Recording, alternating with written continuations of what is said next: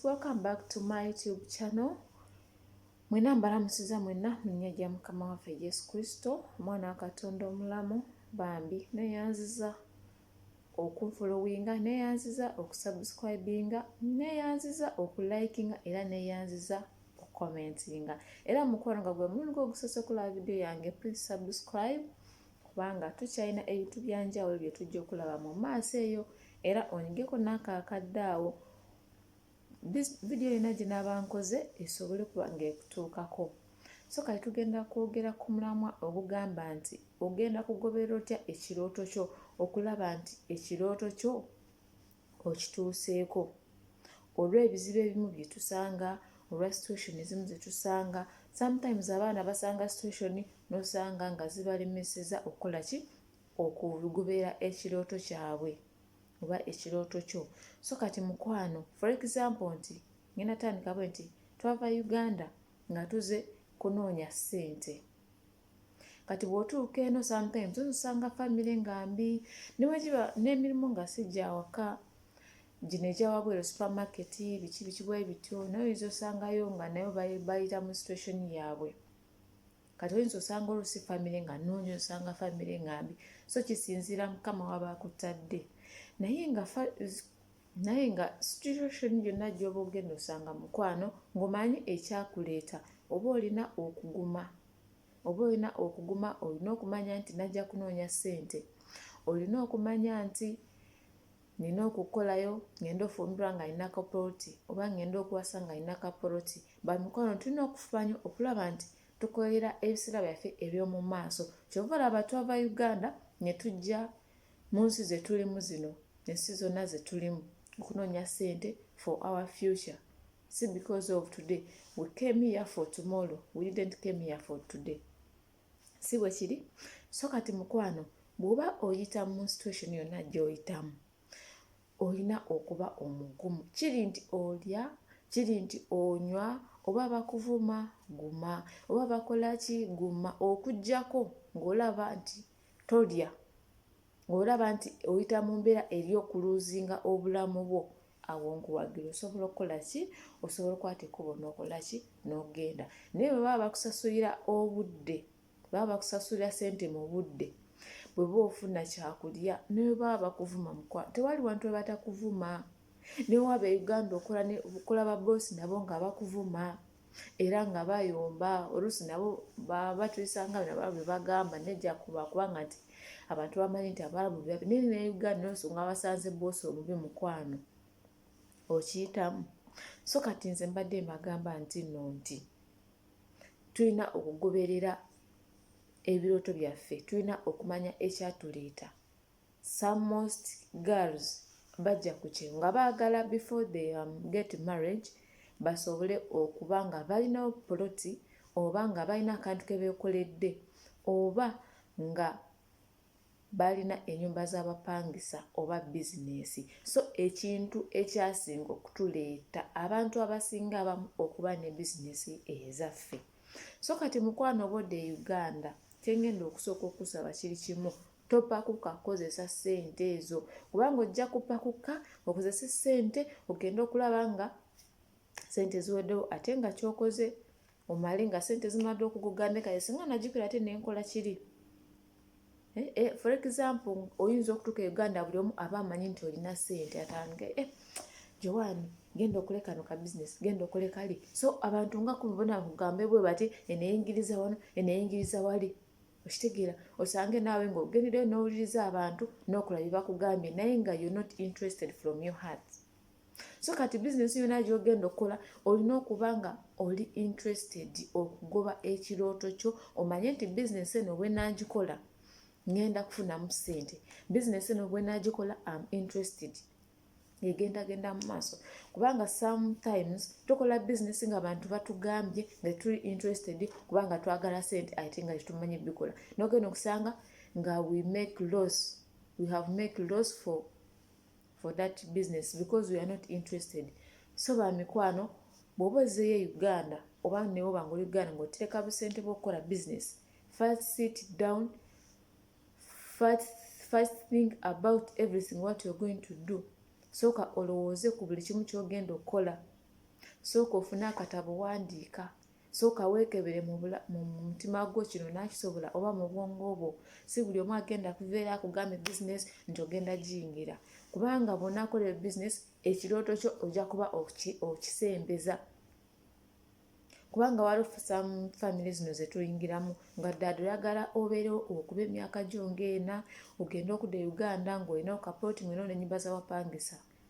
Mpozi osobola okubikola ebyo byonna bw'oba nga tosinikira famire yo ssente, naye oba osinikira famire yo ssente emyaka ebiri tesobola gula plooti era ne gizimba ennyumba, kubanga okugula plooti kyangu naye okuzimba ennyumba kizibu. Okuzimba ennyumba bannange kutwala ssente. So kati mukwano nze ŋŋamba nti oba olina okuba careful okusipendinga mu ssente zo, osooke otuule weerowoozeemu, okole ekintu ky'oli interested, osobole okugoba ebirooto byo.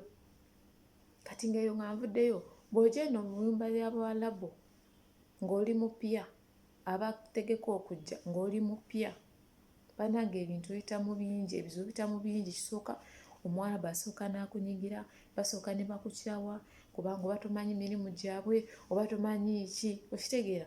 Naye bw'ogenda mu maaso ng'ogetinga used n'otandika okutegeera emirimu gyabwe, ogenda kulaba nga batandise kwagala, okitegeera. Mu kusooka bakukyawa, naye mukono bw'oba onaatera okuddayo bayinza okukulaga laavu n'ogamba abantu bano banjagala, but when they don't love you because they want you to renew. That's why they show you something, you make some mistake, they laugh, they don't shout. Do you know that? But remember, the time when you was new, you make something small, they shout a lot. And remember, you're new, you don't know anything. Tebamanyi nti omuntu asobola okukola ensobi, bano bo tebakimanyi. Naye oba onaatera okuddayo munnange, ensobi zo tebaziraba. So kakutende mala ogambe banjagala, bakola ki, mala kakutende olunyowinge, ojja kulaba Omuwarabu yaani.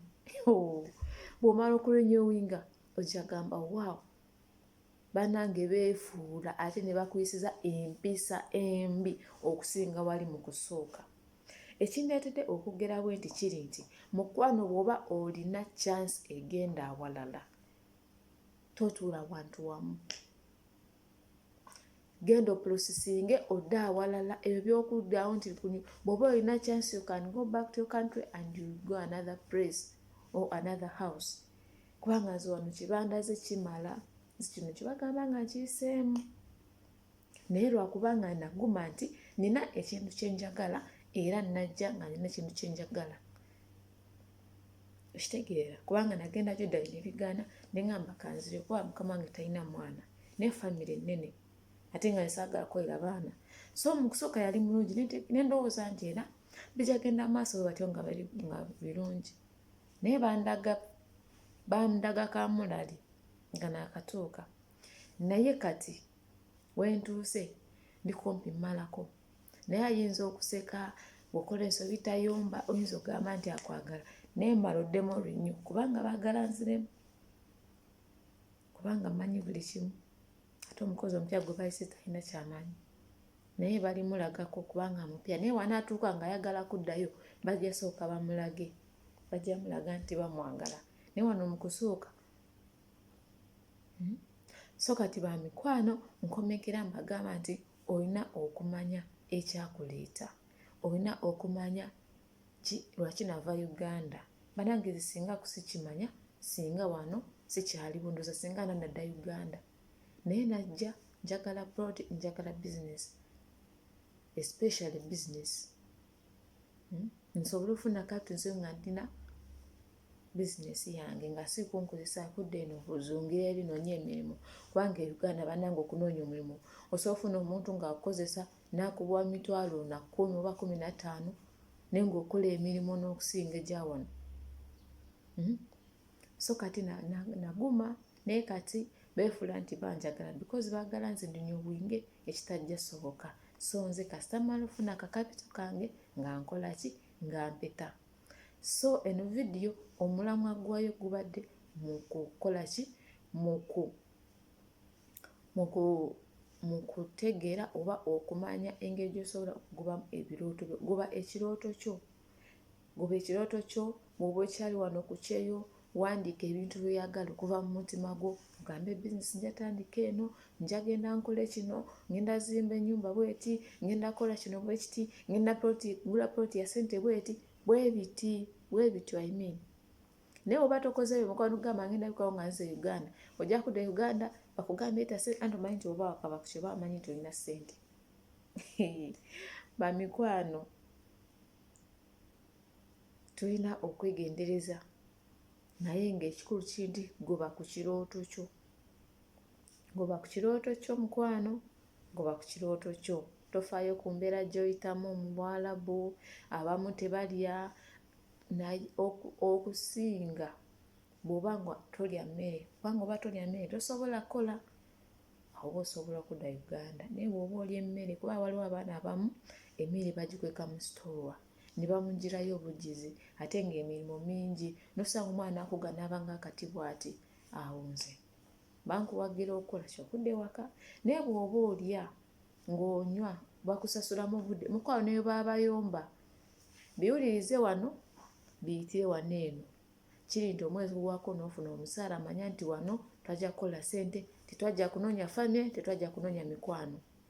Omanye nti leero ndi wano, enkeera sigenda kuba wano.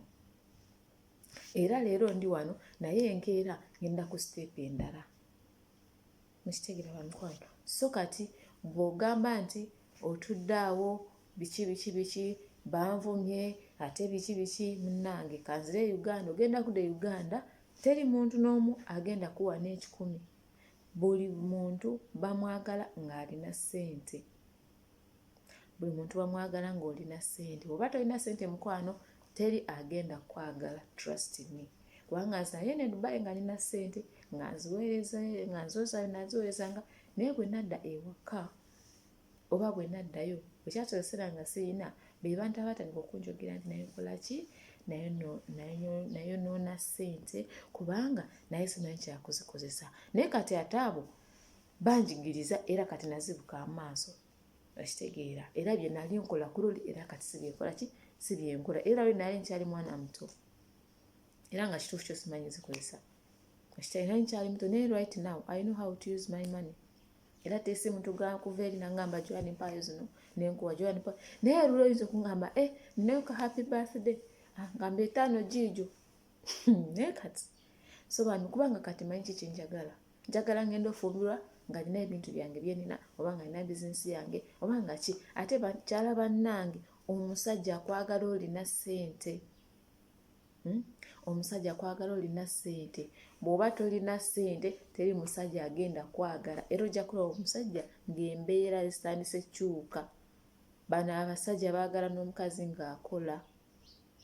So osobola okuteeka ka bizinesi ko, ssente yonna esobola otandikawo bizinesi kasita oba ng'oli interested, nga olina n'amagezi agakozesaamu ssente eyo. Mukitegeera. So kati mbaagala nnyo, please subscribe to my YouTube channel. Mbaagaliza Christmas ennungi n'omwaka omujja gubeere gwa mirembe. Mukitegeera.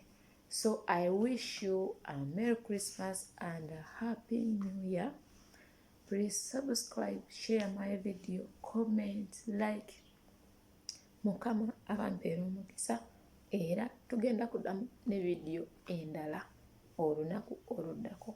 Bye.